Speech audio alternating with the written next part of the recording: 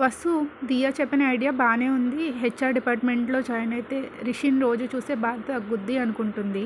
సరే వసు, రా, నీకోసం ఒక మంచి కాఫీ చేసిస్తా, అప్పుడు కొంచెమైనా నీ మూడ్ బాగుంటుంది అనేసి స్నేహ అంటుంది.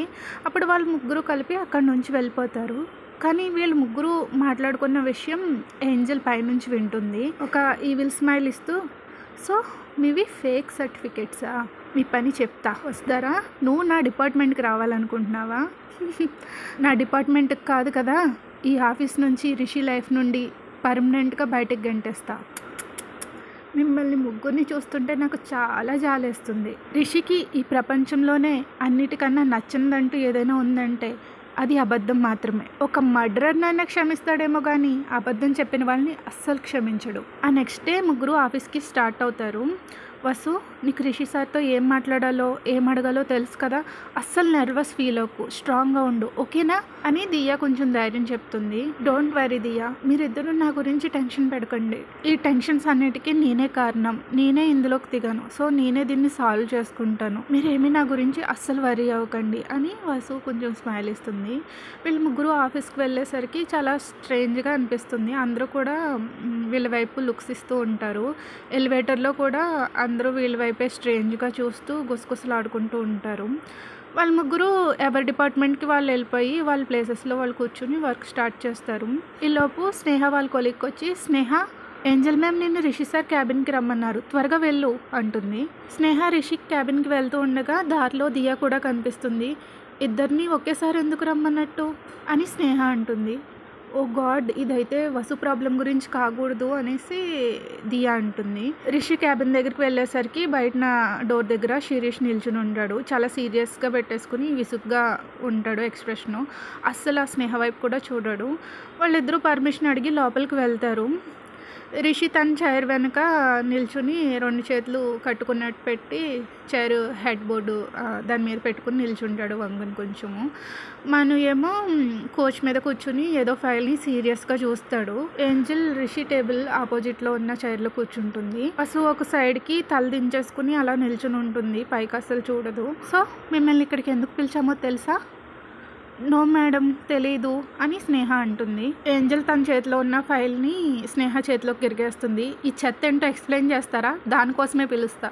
కింద పడిపోయిన ఫైల్లో నుంచి దియా రెజ్యూమీస్ అవి కనిపిస్తాయి. సంథింగ్ ఫిషీగా ఉంది అనుకుంటుంది. ఆ ఫైల్ తీసి చూస్తుంది. టెల్ మీ దియా, మీరిద్దరూ ఏం ప్రాబ్లం క్రియేట్ చేశారో చెప్పండి. వసు అలా సైలెంట్గా నుంచుంటే ప్రాబ్లం ఎలా సాల్వ్ అవుతుంది? నువ్వైనా చెప్పు దియా అనేసి ఏంజల్ అంటుంది. నాకు మీరేమంటున్నారో అర్థం కావట్లేదు అని దియా చెప్పబోతుంది. మీరు ముగ్గురు నా టైం వేస్ట్ చేయకుండా నిజం చెప్పండి, ఇది ఫేక్ సర్టిఫికెటా? నాకు మీ ముగ్గురు నుంచి కావాల్సింది ఒకే ఒక ఆన్సర్, ఎస్ ఆర్ నో అనేసి రిషి అంటాడు. అసలు ఏ ఎక్స్ప్రెషన్ ఉండదు. కానీ అక్కడ ఉన్న వాళ్ళందరికీ తెలుసు రిషి ఎంత కోపంగా ఉన్నాడో. పైకి చూపించకపోయినా ఏ క్షణాన్నైనా బిల్డింగ్ బ్లో అయిపోతుంది. యాక్చువల్గా అది అంటూ వసు స్టార్ట్ చేస్తుంది. I said say yes or no వస్తారా, I don't need fucking explanation అంటూ తన చైర్ని వెనక్కి తోసేసి తన చేతుల్ని టేబుల్ మీద గట్టి కొడతాడు. ఆ సౌండ్కి ఏంజల్ కూడా భయపడిపోతుంది. చెప్పు వస్తారా, మీ సర్టిఫికేట్స్ ఫేకా? మీరు ఏ డిగ్రీ చేయలేదా? మీరు ఈ ఫేక్ సర్టిఫికేట్స్ పెట్టి ఈ ఆఫీస్లో జాయిన్ అయ్యారా అని ఏంజల్ అంటుంది. ఇంకా ఎంత క్లియర్గా, క్రిస్టల్ క్లియర్గా తెలిసిపోయాక ఇంకెందుకు దాచడం అనేసి దియా చెప్పేస్తుంది. ఎస్, అవి ఫేక్ సర్టిఫికేట్స్ అంటుంది. Okay then Sneha, you are fired అని రిషి చెప్తాడు. వాట్? వై? మా సర్టిఫికేట్స్ ఫేక్ అయితే స్నేహాని ఎందుకు జాబ్లోంచి తీసేస్తున్నారు మీరు?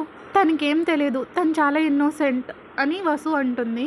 ఈ ఆఫీస్ నుంచి ఫస్ట్ వెళ్ళాల్సింది ఎవరైనా ఉంటే అది తనే, ఎందుకంటే ఈ సర్టిఫికేట్స్ని చెక్ చేసింది తనే కాబట్టి. అందులోనూ మీరు ముగ్గురు ఫ్రెండ్స్, మీ గురించి తెలిసి కూడా మిమ్మల్ని ఇంటర్వ్యూకి కావాలనే అలో చేసింది.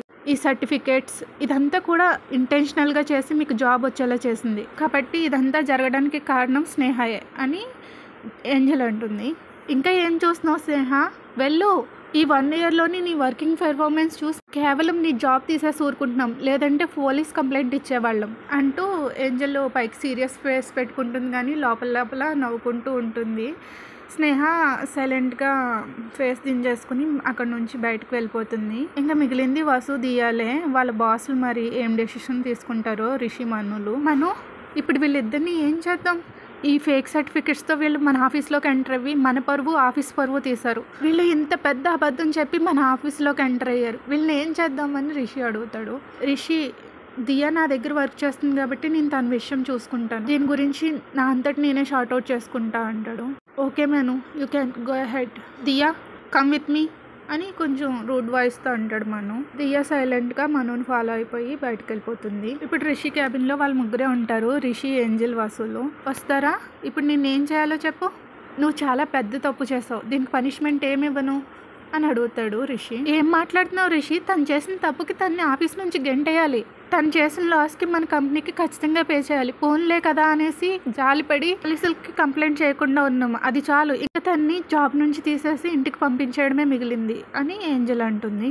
ఏంజెల్, నువ్వు దీన్ని అంతటి కోసం చాలా కష్టపడ్డావు, కానీ అసలు నీకు ఈ విషయం ఎలా తెలిసింది అని రిషి అడుగుతాడు.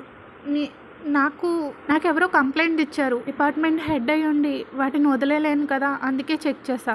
అసలు ఆ యూనివర్సిటీలో వీళ్ళ నేమ్సే రిజిస్టర్ అయ్యలేవు, వీళ్ళు ఎప్పుడు ఎగ్జామ్ కూడా రాయలేదు. Okay Angel, you did good, ఇంక నువ్వు వెళ్ళొచ్చు, మిగిలింది నేను చూసుకుంటా అంటాడు. కానీ రిషి, ఏంజెల్, ఈ కంపెనీకి సీఈఓ నేను, సో ప్లీజ్ అనేసి తన చేతిని డోర్ వైపు చూపిస్తాడు బయటకు వెళ్ళిపోమని. వస్తారా ఏమడిగావు? ఫైనాన్స్ డిపార్ట్మెంట్లోనో హెచ్ఆర్ డిపార్ట్మెంట్లోనో ఏదో ఒక జాబ్ కావాలా? ఇప్పుడు చూడు, నువ్వు ఇన్నాళ్ళు ఆడిన అబద్ధంతో నువ్వే నీ కోతిని తీసుకున్నావు. ఇన్నాళ్ళు నీలో ఉన్నది ఒకే ఒకటి, నీ ఎడ్యుకేషన్ క్వాలిఫికేషన్, కానీ ఇప్పుడు అది కూడా అబద్ధమని తెలిసిపోయింది. అసలు నువ్వెవరు, నా కంపెనీకి ఎందుకు వచ్చావు అని వసు ముందరికి దగ్గరకంటూ వెళ్ళి నిల్చుంటాడు. వసు ఒక స్టెప్ వెనక్కి వేస్తుంది. What happened? వస్తారా, నేను నీ దగ్గరకు వస్తుంటే నచ్చట్లేదా? ఎందుకు అలా వెనక్కి వెళ్ళిపోతున్నావు? మొన్న నైట్ నేను ఎప్పుడెప్పుడు వస్తానా, నేను ఎప్పుడెప్పుడు నీతో పడుకుంటానా అని చాలా ఈగర్గా వెయిట్ చేసావు కదా, ఇప్పుడేమైంది? నేను దగ్గరకు వస్తుంటే అలా దూరంగా వెళ్ళిపోతావే?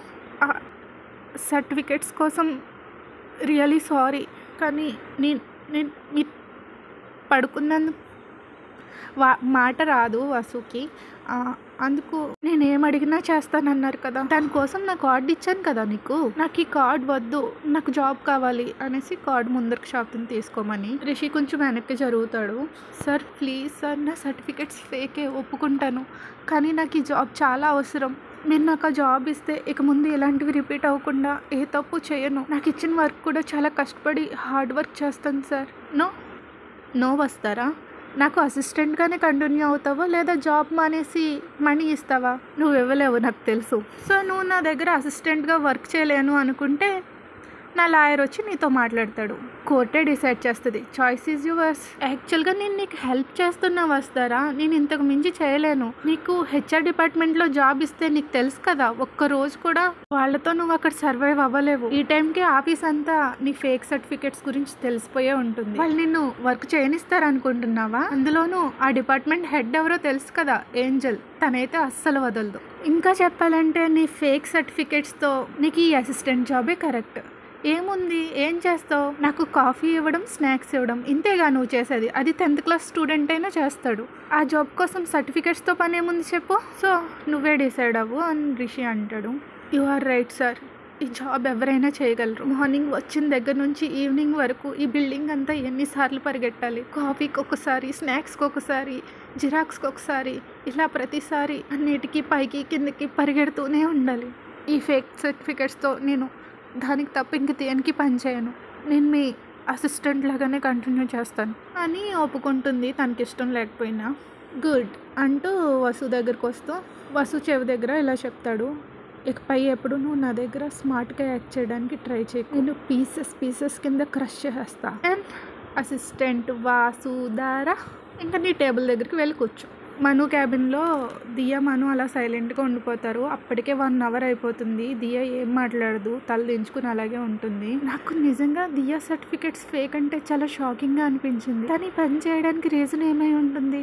ఎందుకు తను గిల్టీగా ఫీల్ అవుతూ తల దించుకుని నిల్చుంది? 1 hour నుంచి అలాగే నిల్చుంది, నో ఎక్స్ప్లెనేషన్, నోరు తెరిచి ఒక్క మాట కూడా మాట్లాడలేదు. దియా అంటాడు. Sir I'm really sorry sir, నేను చేసింది తప్పే కానీ అని ఆగిపోతుంది. నెక్స్ట్ ఏం చెప్పొద్దా అనేసి వెయిట్ చేస్తాడు, కానీ ఏం చెప్పదు. దియా, నువ్వు ఇలా చేయడానికి నీకు ఎన్నో రీజన్స్ ఉండొచ్చు, కానీ ఇక్కడ ఆ రీజన్స్ ఎవరు పట్టించుకోరు. ఇదంతా నీ ఫాల్ట్, కానీ నేను నీకు ఒక ఛాన్స్ ఇద్దాం అనుకుంటున్నాను. ఒకే ఒక final chance. I'm not going to fire you. మనుకి దియాని జాబ్ నుంచి తీసేయడం ఇష్టం లేక అలా చెప్తాడు. దియా అది విని సార్ అంటూ షాకింగ్గా కళ్ళు పెద్ద చేసుకుని మను వైపు చూస్తుంది. నేనేమీ నీ మీదే పార్షియాలిటీ ఏం చూపించట్లేదు, కానీ నాకు నీ వర్క్ నచ్చింది. నీలో చాలా టాలెంట్ ఉంది. నా ఇన్నేళ్ల వర్కింగ్ ఎక్స్పీరియన్స్లో నీలాంటి టాలెంట్ ఉన్న ఎంప్లాయీస్ని నేను ఎప్పుడూ చూడలేదు. ఇవి చాలా ఫ్రెష్ ఐడియాస్, చాలా బాగుంటాయి. చాలా రోజులకి నా కాన్సెప్ట్స్కి తగ్గట్టు ఐడియాస్ ఇచ్చే ఒక మంచి టాలెంటెడ్ ఎంప్లాయీ నాకు దొరికింది. ఇంత టాలెంట్ ఉన్న నిన్ను సర్టిఫికెట్స్ కోసం వదులుకోలేను. ఇంత టాలెంట్ ఉన్న నీకు ఈ ఫేక్ సర్టిఫికెట్స్తో జాబ్లో జాయిన్ అవ్వాల్సిన అవసరం ఏంటో నాకు అర్థం కావట్లేదు. ఇన్ఫ్యాక్ట్ ఇవి ఫేక్ సర్టిఫికెట్స్ అంటే నాకు అస్సలు నమ్మబుద్ధి కావట్లేదు. రీజన్ ఏదైనా అయ్యి ఉండొచ్చు, కానీ వర్క్ మాత్రం బాగా చేయాలి. దట్స్ ఇట్ అంటాడు. Thank you so much sir అని ఎగ్జైట్ అవుతుంది. ఏ క్షణానైనా కన్నీళ్ళు కారిపోవచ్చు. దియాకి కళ్ళ నిండా నీళ్ళు నిండిపోయి ఉంటాయి ఆ హ్యాపీనెస్తో. నా దగ్గర వర్క్ చేసే పెద్ద పెద్ద యూనివర్సిటీస్ నుంచి వచ్చిన వాళ్ళతో పోల్చుకుంటే దియా చాలా చాలా చాలా బెటర్.